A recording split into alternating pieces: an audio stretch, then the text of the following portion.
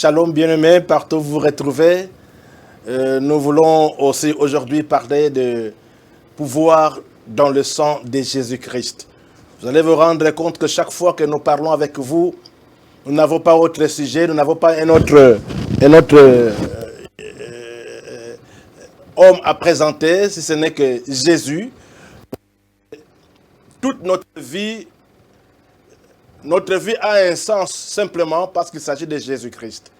Nous n'avons pas été mandatés pour parler de personnes, seulement de parler de Jésus, notre Sauveur, notre Seigneur, notre vie.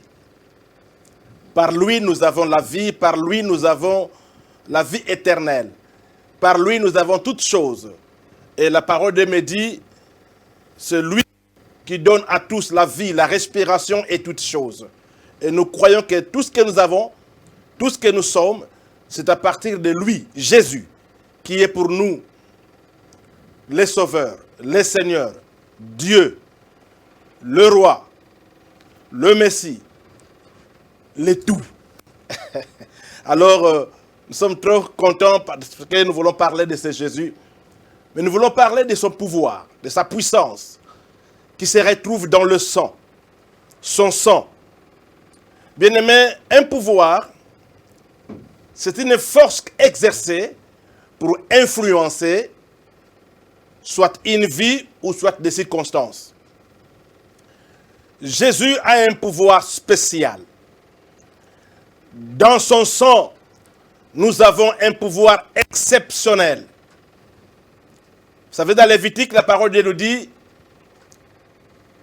la vie d'un homme se trouve dans son sang. Voilà pourquoi si vous tirez du sang de la personne, vous allez vous rendre compte que la personne va mourir. Et le sang est un élément tellement spécial et important qui fait revivre un être humain ou un être entier. Et dans le sang, il y a des données importantes. Parfois, pour prouver la force, la capacité de vivre ou d'agir d'un homme. Aujourd'hui, je voulais parler simplement sur le pouvoir éloquent, le pouvoir qui parle, le pouvoir qui fait entendre une expression, un son, un message. Et ce pouvoir que nous trouvons dans le sang. Quand nous allons dans la parole de Dieu, dans Genèse, chapitre 4, vous allez vous rendre compte que le sang était dans la personne d'Abel, le fils d'Adam et Ève, le deuxième fils.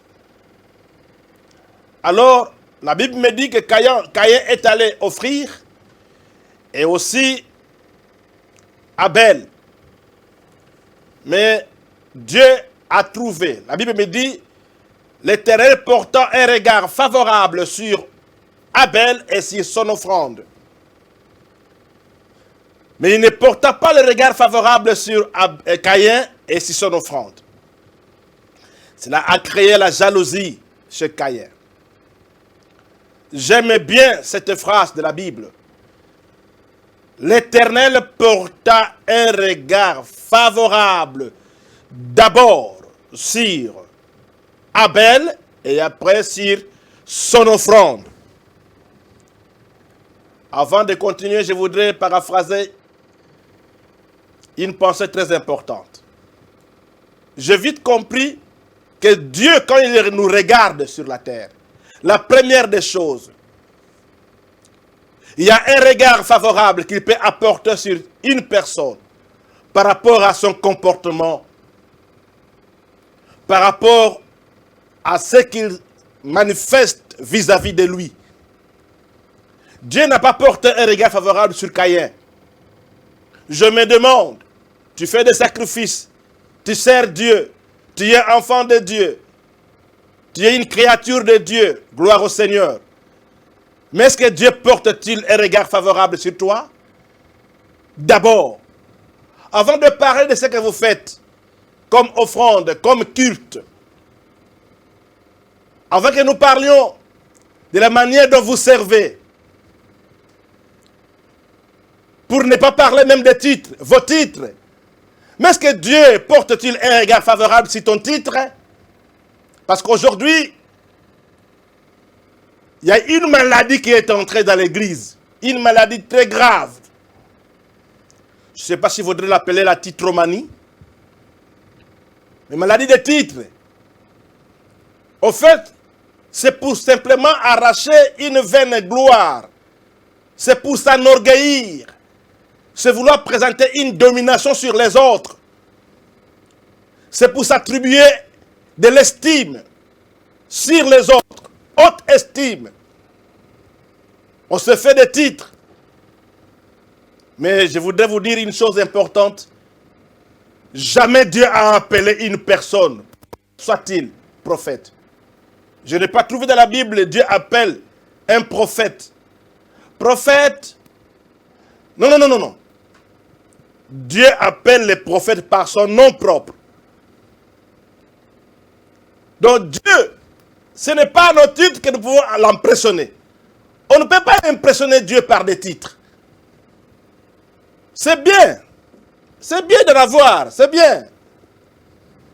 Mais est-ce que Dieu porte-t-il un regard favorable sur la personne qui porte les titres?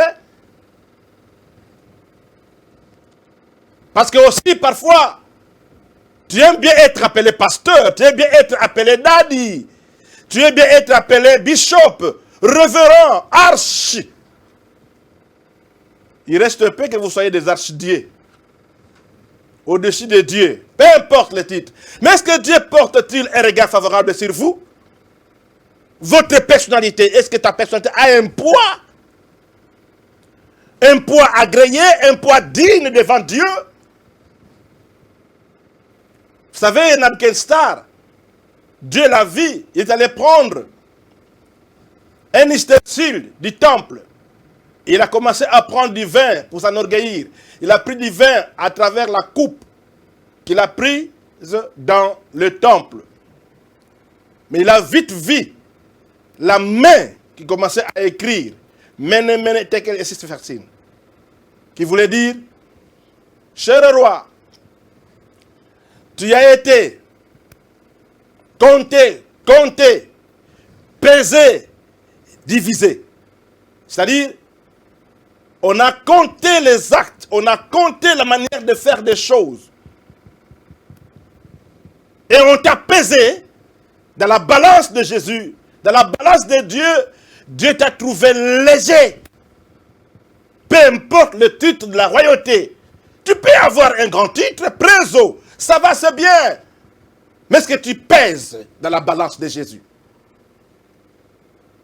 Révérend, c'est bon. Est-ce que tu pèses? Pasteur, prophète. Il y en a d'autres qui vont très loin. Prophète des nations. Vous n'avez pas peur, hein? Par quelle prophétie des nations? Par quelle prophétie? Peu importe, mais est-ce que votre comportement, Dieu porte-t-il un regard favorable sur toi? Il y a de ces gens-là, quand tu parles, voilà comment Dieu te regarde, comme ça. Mais toi, tu pries, tu parles en langue, tu prophétises, tu fondes. Toi, tu es spécialiste à la manière de fonder les prophéties. Dieu me fait voir que tu as un problème de ventre. Yaya, est-ce que Dieu porte-t-il un regard favorable sur toi et sur ton offrande? Sur ce que tu fais, d'abord sur toi et après, sur ce que tu fais, est-ce que Dieu est-il content? Ça plaît à Dieu. L'Éternel portant un regard favorable sur Abel et sur son offrande. Tout ce que nous faisons, nous devons le faire pour la gloire de Dieu.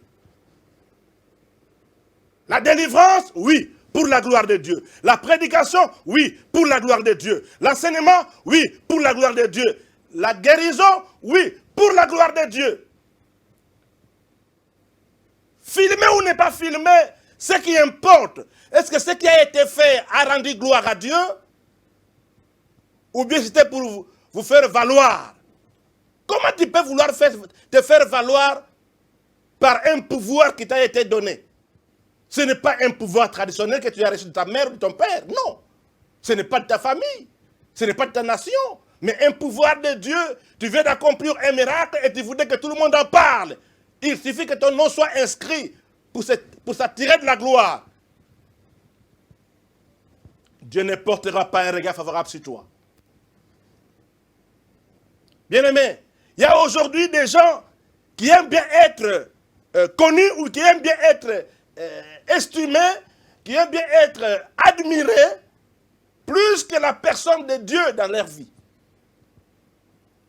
Voilà pourquoi ils peuvent arriver à dire à l'église, si tu ne veux pas, vas-y. Parce que tu considères que l'église t'appartient. Or, l'église n'appartient jamais à un pasteur. Jésus a dit, je bâtirai mon église. L'église appartient à Jésus. C'est Jésus qui est le maître, qui est le chef de l'église. C'est lui la tête de l'église. Le patron, le maître, le Seigneur. Et les gens viennent pour adorer Jésus. Et non pas pour le pasteur. Les membres ne viennent pas pour le pasteur. Et les pasteurs et les membres, nous sommes appelés à adorer Jésus. Nous devons donner gloire à notre Dieu dans tout ce que nous faisons. L'apôtre Paul a dit, tout ce que vous faites, faites tout en parole ou en œuvre pour la gloire de Dieu. Il faut faire des choses au point que Dieu puisse y porter un regard favorable. Bien-aimés, nous sommes dans le contexte de Caïn et Abel. Et Abel, parce que Dieu avait porté un regard favorable sur lui et sur son offrande, mais il n'a pas porté le regard favorable sur Caïn et sur son offrande. Caïn a connu de la jalousie, de la haine contre son frère. Ah, tu offres, mais tu as de la haine. Tu rends culte à Dieu, mais tu as de la haine contre ton frère. Ça ne va pas. Ça ne va pas. Tu sers Dieu, mais tu conçois des mauvaises idées contre tes frères par rapport à ce qu'ils avaient été agréés par Dieu. Voilà pourquoi aujourd'hui, c'est avec amertume qu'on peut apprendre qu'il y a des poisons à l'église. C'est malheureux. Où est la place de l'amour pour ceux-là qui servent Dieu? Vous voulez servir Dieu, vous voulez adorer Dieu. Voilà avec la bonne voix. Oh Jésus.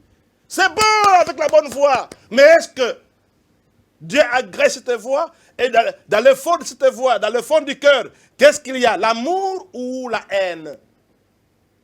Caïn a porté de la haine contre son frère Abel et il l'a tué. Il a répandu son sang sur terre. Et j'ai beaucoup aimé. Parce que je parle de l'éloquence du sang, l'éloquence du sang, la voix du sang.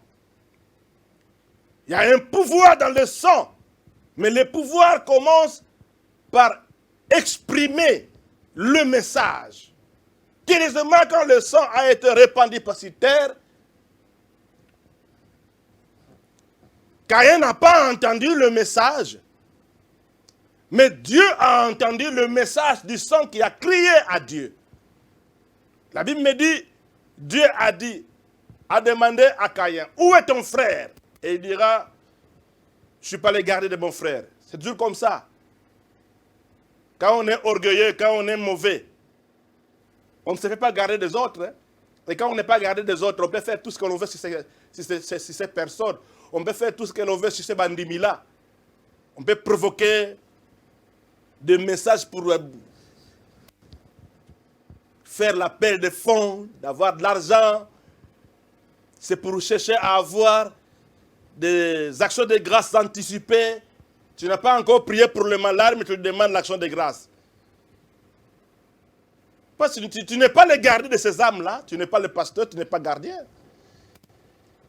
Tu peux faire tout ce que tu voudras sur ce peuple. Il dit, je ne suis pas l'égal de mon frère. Ah bon? Mais oui, mais j'ai entendu la voix du sang de ton frère qui crie vers moi à partir de la terre. Faites du mal aux gens, c'est bon. Vous qui êtes spécialiste de la tuerie, continuez à tuer. Mais il y a le message qui monte vers Dieu de ce sang-là. Vous qui vous plaisez à répandre le sang des Congolais, d'une manière ou d'une autre, il y a le message qui monte, le message du sang des Congolais qui monte vers Dieu, que vous n'entendez pas. Mais tôt ou tard, ces actes vous seront rattrapés, vont vous rattraper. Et le sang d'Abel est monté. Dieu a entendu le message. Il a entendu le sang. Il a entendu le sang d'Abel. Au nom de la haine, vous faites tout ce que vous voulez, c'est bien, mais il y a le sang qui parle. Là, c'était le sang d'Abel qui a parlé, et Dieu a entendu. Et Dieu a interprété. Et il a interpellé, Caïn. Tu passeras en jugement. Répands le sang aujourd'hui, tu passeras en jugement. Fais tout ce que tu voudras faire. Pendant que Dieu ne porte pas un regard favorable sur toi, mais tu passeras en jugement. Et tu seras interpellé, non par la police, tu seras interpellé, non par le tribunal de cette terre, mais tu seras interpellé par le tribunal de Dieu. Il y a un juste juge qui n'a pas l'apparence des gens. Il y a un juste juge, Dieu, qu'on ne sait pas corrompre. Il y a un juste juge, Dieu, qui juge avec justice. Alors, parce que nous parlons du sang, de la force, du pouvoir du sang. Aujourd'hui, j'aimerais parler d'abord simplement de l'éloquence du sang. Là, c'était le sang d'Abel. Et s'il faudrait parler du sang de Jésus, oh! Si le sang d'Abel pouvait parler et être entendu, et alors le sang de Jésus, alors le sang de Jésus, le sang de la délivrance, le sang qui parle mieux que le sang d'Abel. Mais avant d'y arriver, je vais aller voir encore l'éloquence du sang. Parce que c'est passé en Égypte, avec Pharaon, qui dominait sur le peuple Israël en captivité en Égypte. Et parce qu'il fallait que Dieu intervienne pour leur sortir leur délivrance. Pharaon était tout un dieu. Il était divinisé. Sa parole était divine. Personne ne pouvait contester à ses lois, à ses ordres. Un bon tyran, dictateur, mais qui vivait dans le sang. Alors Dieu avait décidé de libérer Israël par sa force. Et il a dit à Moïse, quand il l'a envoyé dans Exode 4, il dit, va chez Pharaon. Qu'est-ce que tu as entre tes mains? Il dit, non, je n'ai que la verge. Il dit, mets par terre. Et la verge est devenue le serpent. Il dit, reprends. Il a repris par la queue, le serpent, la verge est redevenue, le serpent est redevenu la verge. Il dit, tu iras avec ce bâton affronter Pharaon. Il dit, ah, mais vous m'envoyez vers la mort, Pharaon, par rapport à ce qu'il est. Il dit, oui, vous irez vers Pharaon. Mais attendez, tu lui parleras. S'il n'écoute pas la voix du premier signe, ils écouteront la voix du dernier signe. Et la voix du premier signe, c'était la voix qu'il a démontrée par le miracle qu'il a. Ce n'était même pas sa verge, c'est la verge d'Aaron qui a été placée par terre. Et s'est converti en serpent. Et le pharaon, quand il a vu cela, il a dit, moi aussi j'ai mes magiciens. Il les a appelés et dit, faites autant. Ils sont venus avec le bâton, ils ont mis par terre, et curieusement, le bâton de Pharaon, le bâton d'Aaron, la verge d'Aaron, le serpent, qui était la verge d'Aaron, est allé engloutir. Emeli banyon kanyon so. Il y a Pharaon.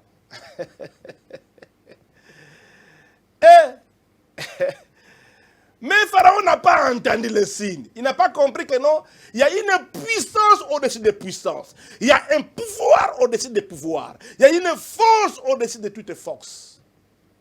Pharaon n'a pas compris. Ah, ok, ça va. Dieu avait dit, s'ils n'écoutent pas la voix du premier signe, ils écouteront la voix du dernier signe. Et le dernier signe, c'était la voix du sang. Il y avait 8 signes qui s'étaient passés, les signes intermédiaires, mais au dixième, bien aimé, on peut commencer à compter 1, 2, 3, parfois il n'y a rien, 4, 5, il n'y a rien, mais Dieu est en train de réserver la 10e fois. Dans ta vie, mon frère, ne pleure pas. Ne pleure pas dans ta vie. Dieu est en train de garder une prise de finition, une force qu'il va démontrer pour te libérer, pour te sauver. Et pour Israël, je suis en train de penser à notre nation Congo. Il y aura un temps, nous allons rendre gloire à Dieu. Il y a un temps, les choses vont changer. Dieu va intervenir avec tout son pouvoir. Un temps. Il arrivera un temps où Dieu va démontrer sa puissance pour libérer exactement. Dieu ne manque pas de solutions. Si les politiciens manquent de solutions, Dieu n'en manque pas. C'est un Dieu des possibilités illimitées. Il est digne d'être adoré. C'est lui que l'on doit craindre, qui a un pouvoir sur les âmes et sur les corps. Dieu.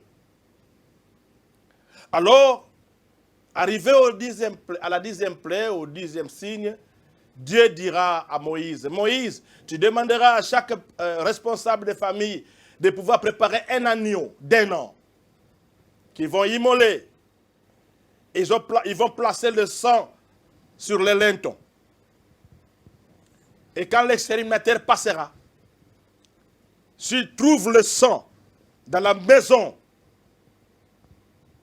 de peuple de mon alliance, il passera outre. Passera outre. C'est là où provient le Pessach, la Pâque. Et c'est ça là à parler, le sang de l'agneau. La semaine prochaine, je parlerai de la puissance du sang de l'agneau. La puissance du sang de l'agneau. Je voudrais parler de la puissance de Jésus. La puissance qui ôte même les péchés. Quel pouvoir, quelle puissance. La puissance qui rachète. La puissance qui fait un saut pour faire appartenir ce qui appartient exactement à Dieu. Heureux pour ceux-là qui ont été rachetés par le sang de Jésus. Parce qu'ils sont réellement des Jésus. Ils sont des acquis de Jésus. Même s'ils souffrent en étant acquis. Qu'ils aient ou pas en étant acquis. Ils n'ont pas encore d'enfants en étant acquis. Un acquis qui n'a pas encore d'enfants. Un acquis qui n'a pas encore d'argent. Un acquis qui n'a pas encore voyagé. Un acquis qui n'a pas... Mais un acquis dont la vie éternelle lui est réservée. Oh, quelle gloire à Dieu. Bien-aimés. Et quand, vers le soir, la nuit, l'exterminateur passait au travers les maisons en Égypte, s'ils arrivent là où se trouve la maison de celui qui a l'alliance avec l'éternel Dieu, fils d'Abraham, alors le sang de l'alliance a parlé. Le sang de l'alliance pouvait dire, cher exterminateur, dans cette maison, la mort ne peut plus entrer. Et le sang qui parle. C'est le sang de l'agneau, hein? Le sang de l'animal qui parle là. Mais dans son langage, l'expérimentateur comprenait que non, la mort ne peut pas entrer ici. Là où il n'y avait pas le sang, l'absence du sang appelle la mort. La présence du sang de l'alliance, la présence du sang de l'agneau a évité la mort. Que Dieu vous réserve, que Dieu vous préserve de toute mort conspirée par l'ennemi au nom de Jésus. Parce que vous croyez en Jésus-Christ, l'agneau de Dieu. Et son sang parle mieux que le sang d'un animal. Bien-aimés, si le sang, vous savez, quand on est malade, quand on va chez le médecin, on peut dire beaucoup de choses, mais les médecins ils peuvent vous demander, ils peuvent vous diagnostiquer, ils peuvent vous poser des questions, de quoi tu souffres, tu expliques toutes les choses, mais il finira par te demander que non, tu as bien dit des choses, mais moi je voudrais entendre la voix du sang, de ton sang. Il va te renvoyer au laboratoire, et au laboratoire on va te prélever le sang, et quand ils vont aller au laboratoire, ils vont comprendre. Et le médecin a plus confiance à la voix du sang. Et quand il va voir la voix du sang, quand il va voir ce que le sang a dit, il va se rendre compte que mon frère, toi tu m'as dit autre chose. Tu m'as dit que non, tu as la tête, mais en réalité, tu as le palu. En réalité, tu es atteint de corona. En réalité, donc le sang est en train de donner le message. Il y a des microbes, tu as des microbes. En réalité, et le médecin a plus confiance au sang, à la voix du sang, à la parole du sang, au message du sang, que par rapport à ce que tu as exprimé. C'était aussi vrai.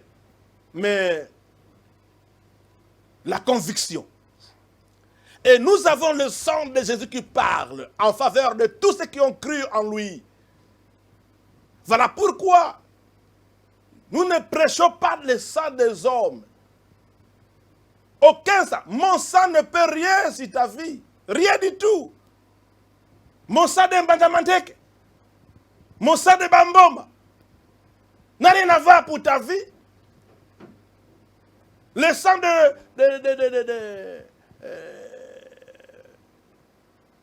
Bambeko, le sang de...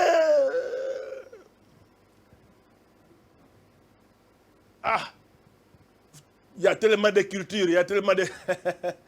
Mais le sang de tout ça, le sang des hommes, ne peuvent rien.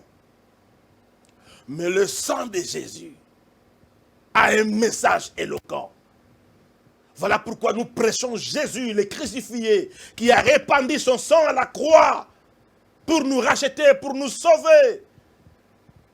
Le sang d'amour, le sang d'alliance. Ce sang a un message. Un message qui vous défend devant Dieu. Le sang qui te purifie, qui te justifie, le sang qui te rend juste. Le sang qui se lève et qui dit, celui-ci a crié à ton Fils au Père. Jésus-Christ. Et il est digne d'être sauvé. Il est digne d'avoir la rédemption. Il est digne. Le sang de la délivrance. Le sang de Jésus. C'était ça qui parle en faveur de ceux qui ont cru en lui. En faveur de ceux qui ont la foi en lui. Il y a la puissance dans le sang de Jésus. Il y a la puissance dans le sang de Jésus. Jusqu'aujourd'hui, ce sang parle. Si vous croyez en Jésus, le Fils de Dieu, qui est mort sur la croix et qui est ressuscité, son sang parlera en ta faveur à chaque instant, quelles que soient les circonstances. Les membres de ta famille ont parlé, tes ancêtres ont parlé, peu importe ce qu'ils ont dit. Mais ce que je sais, ce que Dieu a dit, et ce que Christ a dit, ou ce que Christ dit par son sang, est une vérité incontestable. La famille, voilà pourquoi moi, il m'est difficile de croire qu'il peut exister des liens. Il n'existe pas de liens familiaux pour tous ceux-là qui ont cru réellement en Jésus.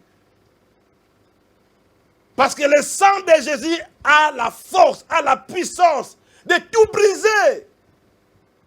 Il suffit de croire en Jésus. Le sang parle mieux que le sang d'Abel. Le sang de Jésus parle mieux que le sang d'Abel. Le sang de Jésus parle mieux que le sang des animaux qui couvraient le péché. Mais le sang de la justification, le sang du salut, un seul. Le sang d'un seul. Le sang d'un seul. Le sang de Jésus.